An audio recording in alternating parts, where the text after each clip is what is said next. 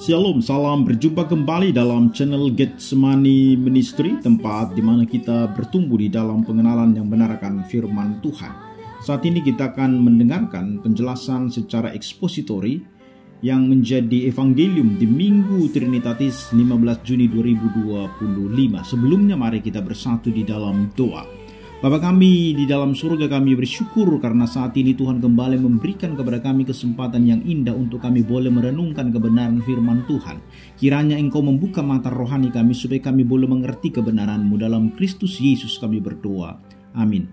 Firman Tuhan bagi kita diambil dari Yesaya pasal 61 ayat 1 sampai dengan ayat yang ke-9. Demikian firman Tuhan bagi kita. Roh Tuhan Allah ada padaku. Oleh karena Tuhan telah mengurapi aku, Ia telah mengutus aku untuk menyampaikan kabar baik kepada orang-orang sengsara dan merawat orang-orang yang remuk hati, untuk memberitakan pembebasan kepada orang-orang tawanan dan kepada orang-orang yang terkurung kelepasan dari penjara, untuk memberitakan tahun rahmat Tuhan dan hari pembalasan Allah kita, untuk menghibur semua orang berkabung, untuk mengaruniakan kepada mereka perhiasan kepala ganti abu, minyak untuk pesta ganti kain kabung, nyanyian puji-pujian ganti semangat yang pudar, supaya orang menyebutkan mereka pohon terbantin kebenaran, tanaman Tuhan untuk memperlihatkan keagungannya. Mereka akan membangun reruntuhan yang sudah berabad-abad dan akan mendirikan kembali tempat-tempat yang sejak dahulu menjadi sunyi. Mereka akan membaharui kota-kota yang runtuh, tempat-tempat yang telah turun-temurun menjadi sunyi. Orang-orang luar akan melayani kamu sebagai gembala kambing dombamu, dan orang-orang asing akan bekerja bagimu sebagai petani dan tukang kebun anggurmu. Tetapi kamu akan disebut imam Tuhan dan akan dinamai pelayan Allah kita. Kamu akan menikmati kekayaan bangsa-bangsa dan akan memegahkan diri dengan segala harta benda mereka. Sebagai ganti bahwa kamu mendapat malu 2 kali lipat, dan sebagai ganti noda dan ludah yang menjadi bagianmu, kamu akan mendapat warisan 2 kali lipat di negerimu, dan sukacita abadi akan menjadi kepunyaanmu. Sebab aku, Tuhan, mencintai hukum dan membenci perampasan dan kecurangan. Aku akan memberi upahmu dengan tepat dan akan mengikat perjanjian abadi dengan kamu. Keturunanmu akan terkenal di antara bangsa-bangsa, dan anak cucumu di tengah-tengah suku-suku bangsa, sehingga semua orang yang melihat mereka akan mengakui bahwa mereka adalah keturunan yang diberkati Tuhan. Demikian pembacaan firman Tuhan. Bapak Ibu Saudaraku yang dikasihi oleh Tuhan, kita sadar bahwa hidup manusia selalu bergulat dengan yang namanya waktu. Kita kadang-kala terburu-buru ketika waktu terasa sempit, dan kita putus asa ketika waktu seolah berhenti dalam penderitaan. Tetapi Alkitab tidak berbicara tentang waktu sebagai sesuatu hal yang sekedar sebagai hitungan menit atau jam. Alkitab memperkenalkan kepada kita sebuah waktu ilahi, yaitu sebuah momen yang ditetapkan Tuhan untuk campur tangan secara aktif dalam sejarah manusia. Di dalam kitab Yesaya pasal 61, Yesaya berbicara tentang tahun rahmat Tuhan, sebuah istilah yang syarat makna. Ini bukan sekedar 1 tahun kalender, tetapi lambang dari zaman pemulihan, zaman kasih karunia, dan zaman bagaimana Tuhan mengintervensi.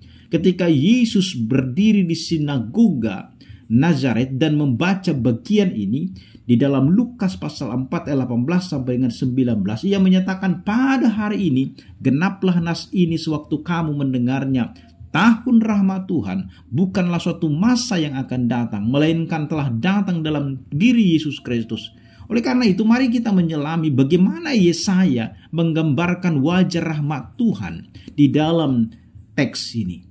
Kalau kita perhatikan Bapak Ibu Saudara, yang menjadi konteks sejarah dan teologis, Yesaya 61 yang termasuk di dalam bagian yang disebut dengan Yesaya yang ketiga pasal 56 sampai dengan pasal yang ke-66, yang ditujukan kepada umat Israel yang kembali dari pembuangan dari Babel.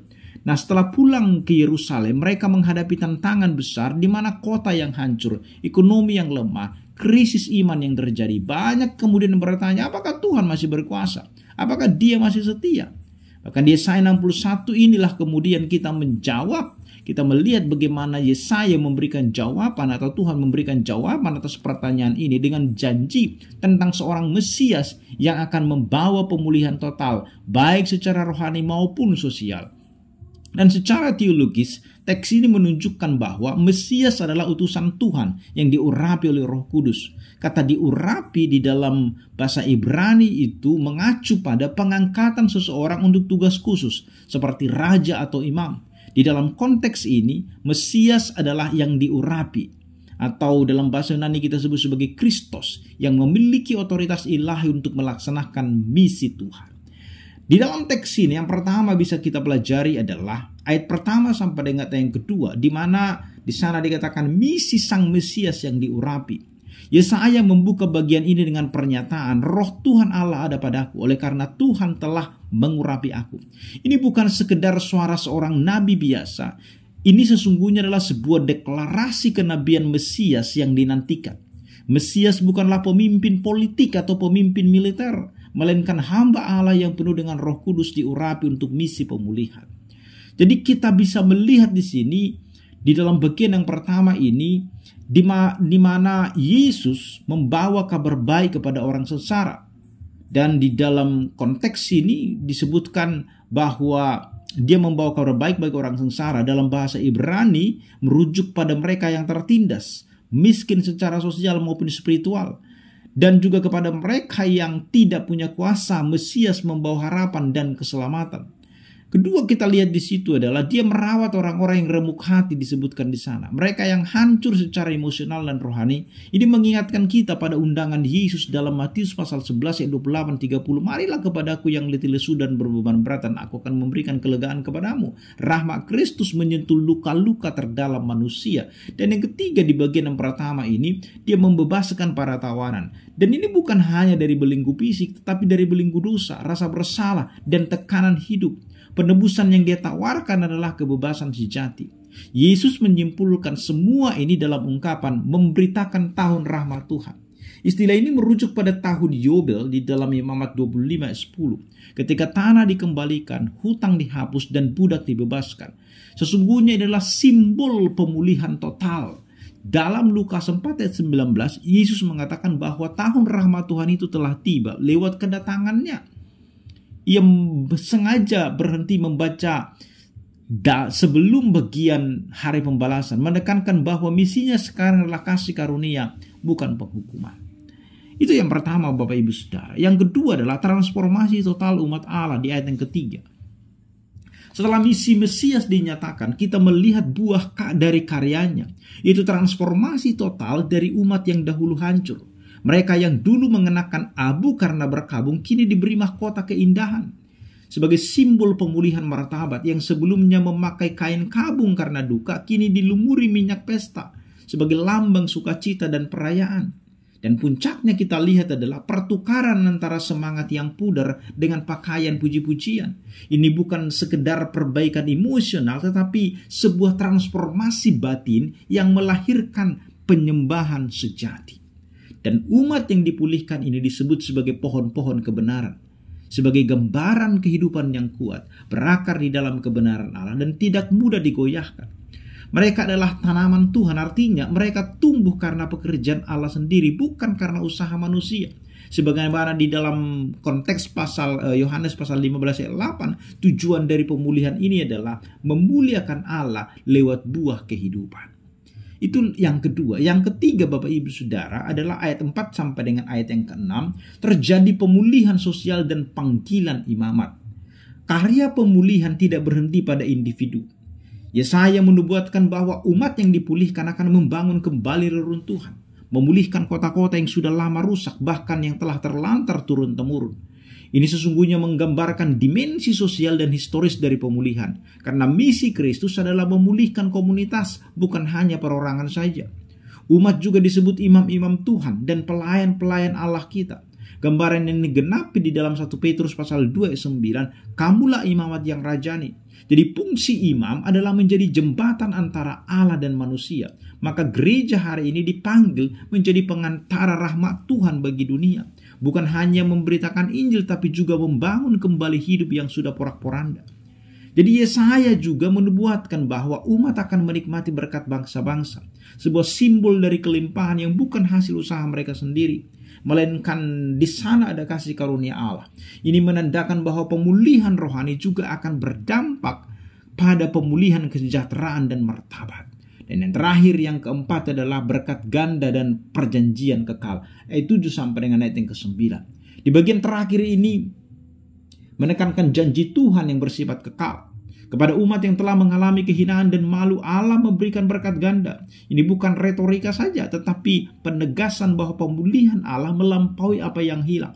Dalam Efesus 3:20, Paulus mengatakan bahwa Allah sanggup melakukan jauh lebih daripada apa yang kita pikirkan. Itulah kasih karunia Tuhan.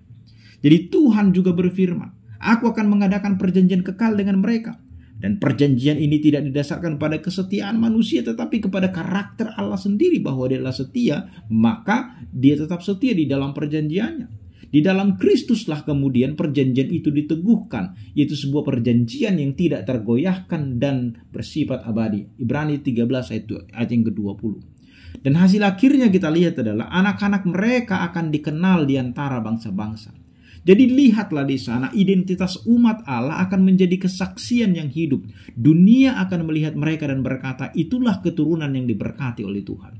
Ini adalah identitas profetik umat Allah sebagai cermin kemuliaan dan kemurahannya di tengah-tengah bangsa-bangsa.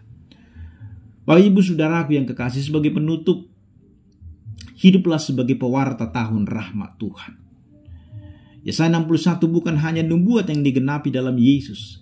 Ini adalah panggilan bagi gereja saat ini, bahwa tahun rahmat Tuhan telah datang dalam Kristus. Kita telah menerima kabar baik itu, namun kita juga dipanggil untuk menghidupi dan mewartakan kabar baik itu. Di dunia yang penuh dengan duka cita saat ini, dalam persoalan-persoalan, kita dipanggil menjadi mahkota keindahan.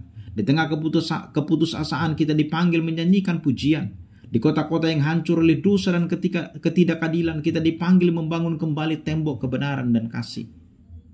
Mari kita tidak hanya menjadi penerima rahmat saja, pendengar firman, tetapi kita juga mau menjadi pembawa rahmat itu. Mari kita hidup sebagai imam-imam Tuhan di dunia yang sedang mencari pengharapan. Dan ketika dunia melihat kita, kiranya mereka berkata, mereka adalah umat yang diberkati oleh Tuhan. Inilah tahun rahmat itu, dan kitalah utusannya. Amin, kita berdoa. Tuhan, terima kasih untuk firman-Mu. Kiranya Engkau terus boleh menolong kami sebagai pembawa rahmat di tengah-tengah dunia ini. Utuslah kami kemana Tuhan mau mengutus kami. Terima kasih Tuhan, dalam Kristus Yesus kami berdoa. Amin.